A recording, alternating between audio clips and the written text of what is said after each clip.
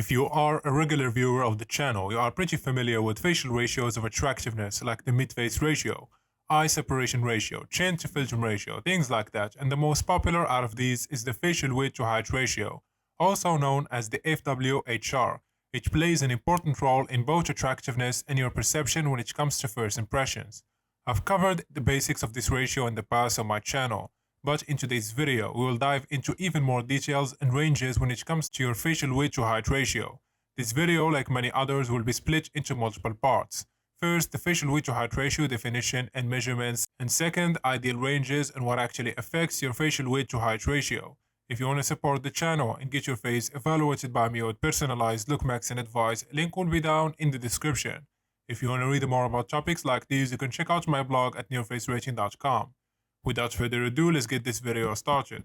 So, to refresh our memories, let's understand what fWHR means. fWHR stands for facial width to height ratio. It is the ratio between the widest part of the face and the length of the midface, and it is used to measure facial compactness and width, horizontally measured from the nasion to the upper lip, vertically measured from the widest point of the midface at the zygons or your cheekbones.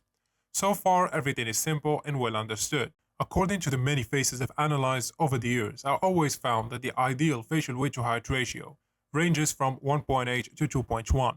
According to a study done by Kosinski in 2017, men on average tend to have wider faces than women do. This is why also men on average have higher facial width to height ratios.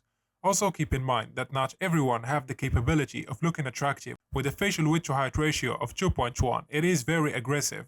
But there is some people with the harmony for it, like the famous model Jordan Barrett. Let's take a look at some other ideal ranges and how they look like.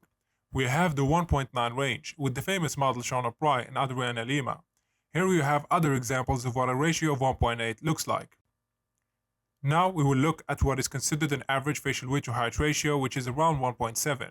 Some examples of it.